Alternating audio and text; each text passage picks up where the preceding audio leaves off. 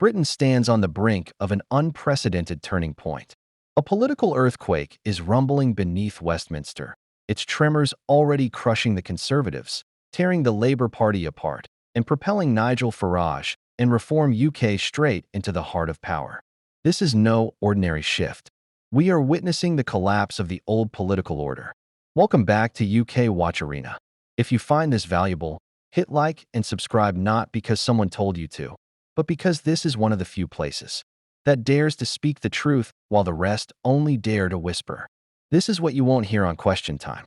A new poll, not just any poll but an aggregate of today's largest surveys, has confirmed what makes the establishment shudder. Reform UK is projected to win a majority of 74 seats. You heard that right.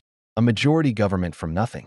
Nigel Farage, the future Prime Minister, the man who was once ridiculed, banned from the airwaves, cast out of political life. Now, he is not only back, he is poised to enter number 10, Downing Street. Meanwhile, Labour Party heavyweights like Angela Rayner, Rachel Reeves, and Ed Miliband have been swept away, wiped clean from the political map like chalk blown off the board by a raging storm. And the Conservatives? Don't make me laugh. Rishi's party is now scrabbling around with just 22 seats. Yes, that's right. The party once led by Churchill is now nothing more than a petty irritant. Kemi Badenoch will lead the opposition if she manages to pack her bags before being booted out of her new office. Sala Braverman, once the poster child of the right, now teeters on the edge of losing her seat to Reform UK. The question echoing around Westminster is crystal clear. Will she bow out before she's pushed? Because let's be honest, Reform is not just a party. It's a tidal wave of fury, the embodiment of anger and betrayal, the backlash against a rotten system that has infected every party, every department, and the smug crowd at the BBC. No one wins 362 seats by accident. That victory will come from millions of ordinary Britons, people who have had enough. They can no longer endure Labour's identity politics games. They're sick of the weakness and dithering of the Conservatives.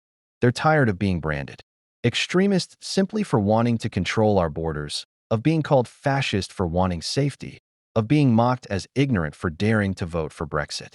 And now they will make them all pay the price. This is not just a poll result. This is a warning. The map of the United Kingdom is now steadily being covered in the turquoise hue of Reform UK, from North Cumbria all the way down to Land's End, sweeping across Wales and even beginning to creep into the fringes of Scotland. The supposedly unshakable fortresses of the Labour Party are crumbling one by one. Take a moment to reflect on that. The party that once stood for the British working class has now lost the very people it claimed to represent. And who is stepping in to take their place?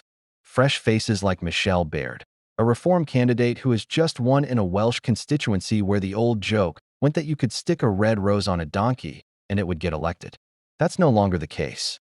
Labour has shed as much as 35% of its vote share, and it's been wiped out. Why? Because people have had enough.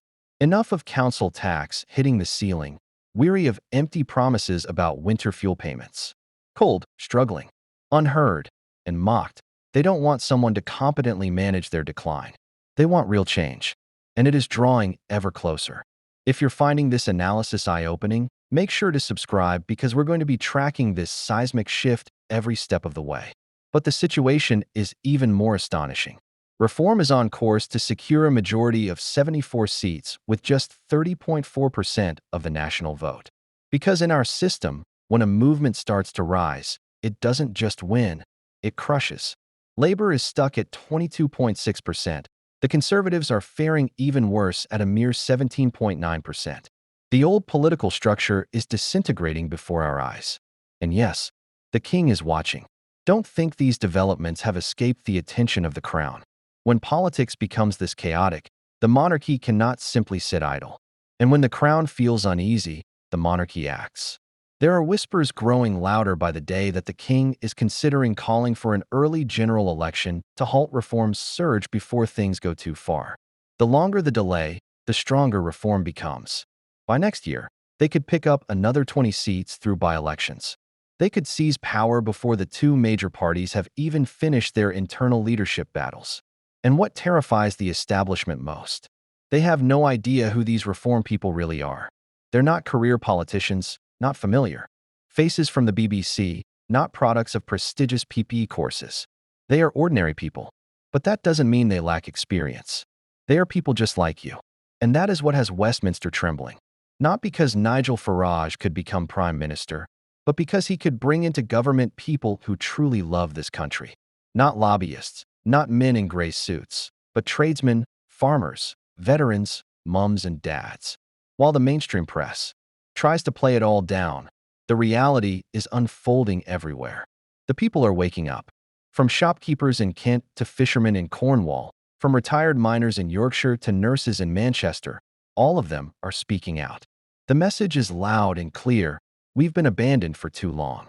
Reform UK isn't just stirring up anger. They're turning it into a voice, into an ideal, and soon enough into real seats at the table of power.